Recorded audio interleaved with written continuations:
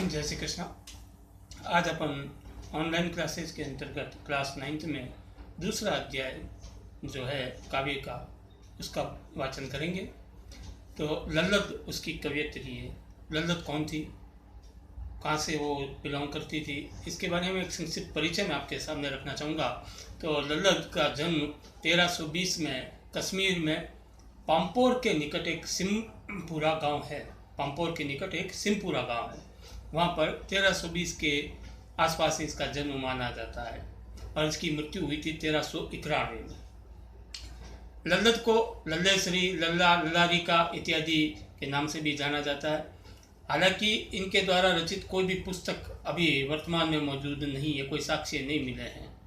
इनकी काव्य शैली को वाक कहा जाता है। क्या कहा जाता है? वाक। वाक का तात्पर्य एक तरह से ये भी है कि ये एक दूसरे से सुनते सुनते आगे बढ़ी है। पारंपरिक कोई चीज़ लिखी हुई नहीं है। कई बुजुर्गों ने अपनी पीढ़ियों को सुनाया, अगली पीढ़ियों ने उस अगली पीढ़ी को सुनाया। इस प्रकार से ये परंपरा आगे बढ़ती रही है। उस कश्मीर में लल्लत का एक साहित्य के क्षेत्र में बहुत बड़ा नाम माना जाता है, जिन्होंने कबीर की भांति ईश्वर की सर्वव्यापकता को स्वीकार किया है। सांसारिक मोह बंधनों और आडंबरों से छुटकारे के लिए निरंतर वो प्रयासरत रही है। तो कुछ इसी प्रकार के पद अपने इस कविता के अंतर्गत भी दिए गए हैं। तो आज अपन उसका पहला पद लेते हैं, जिसमें कवयित्री लल्लत कहती है कि रस्सी कच्चे धागे की खींच रही मैं नाव। रस्सी कच्चे धागे की खींच रही मैं नाव। जीवन को उन्होंने कच्चे धागों की रस्सी माना है। कच्चे धागों की रस्सी की विशेषता क्या होती है? कभी भी टूट सकती है। ये जीवन कहाँ समाप्त हो जाएगा इसके बारे में हम किसी को भी मालूम नहीं है। ये कच्चे धागे के समान है, कहीं पर भी ये टूट सकता है, खंडित हो सकता है। तो रस्सी कच्चे धागे की खींच रही मैं नाव। अब नाव कौन सी खींच रही है? भक्ति रूपी नाव को खींच रही है। कौन सी नाव को? भक्ति रूपी नाव को। तो कवयित्री कह रही है कि मैं इस जीवन रूपी जो कच्ची रस्सी है, इसके माध्यम से मैं भक्ति रूपी नाव को खींच रही हूँ।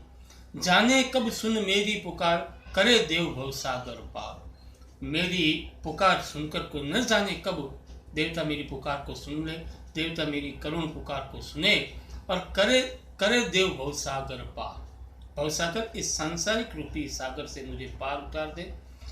ये पता नहीं कब देवता मेरी पुकार को सुन ले और कब ये पुकार ये पूर्ण हो जाए। सांसारिक भव सागर से पार उतरने का तात्पर्य मोक्ष की प्राप्ति होना। वो कह रही कि मैं निरंतर भक्ति में लीन रहती हूँ और पता नहीं कब मेरी प्रभु बात सुन ले और कब मुझे मोक्ष की प्राप्ति हो जाए। पानी टपके कच्चे सकोरे, व्यर्थ प्रयास हो रहे मेरे। अभी तक तो मुझे ऐसा प्रतीत होता है कि मैं जितने भी ईश्वर प्राप्ति के प्रयास कर रही हूँ, मोक्ष के लिए प्रयत्न कर रही हूँ, वे सब निरर्थक है, व्यर्थ है। व्यर्थ क्यों है? कि पानी टपके कच्चे सकोरे।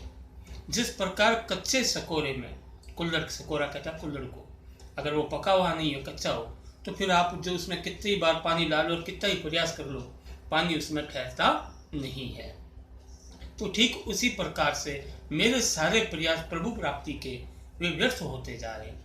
मुझे ईश्वर की प्राप्ति नहीं होती जा रही है। जी में उठती रह हूँ और बार बार रह करके मन में एक पीड़ा उत्पन्न होती है। क्या पीड़ा उत्पन्न होती है? घर जाने की चाह है घेरे। अब मुझे घर जाने की, ये संसार घर नहीं है। घर कौन सा? ईश्वर का। ये संसार तो क्या है? मोह माया का जाल है। यहाँ से छूट करके मुझे प्रभु के घर जाने की बार बार मन में पीड़ा उत्पन्न होती है। तो इस पद में ये बताया गया है। चलिए बढ़ते हैं दूसरे पद की ओर। दूसरे पद में कवयित्री कहती है कि खा खा कर कुछ पाएगा नहीं।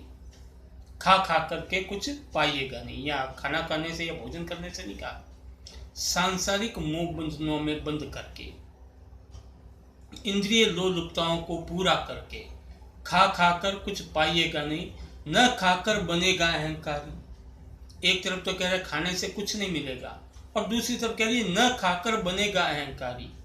यदि कुछ भी नहीं खाया, यानी कि तुमने अपनी इंद्रियों को वश में कर लिया, तो क्या हो जाएगा? अहंकारी हो जाएगा, महात्मा बन जाएगा और तुझे अपने आप पर घमंड होगा कि मैं इंद्रियों के वश में नहीं, अपितु इंद्रियां मेरे वश में। खाएगा अर्थात इंद्रियों के अधीन रहेगा, तब भी तुझे कुछ प्राप्त नहीं होने वाला। और इंद्रियों को अपने अधीन कर लिया, तब भी तुझको प्राप्त नहीं होगा, क्योंकि उस समय तू अहंकारी हो जाएगा। न खाकर बनेगा अहंकारी, सम खा तभी होगा समभावी। इसलिए क्या कहा, सम खा, कुछ खा, यानी कि योग और वैराग के मध्य जो रास्ता है उसको अपना। सम खा तभी होगा समभावी, समान भाव वाला होगा। सम खा तभी होगा समभावी, खुलेगी साकल बंद द्वार की। साकल कहते हैं हथकड़ी को कह दीजिए, चैन को, लोहे की जंजीर को कह दीजिए।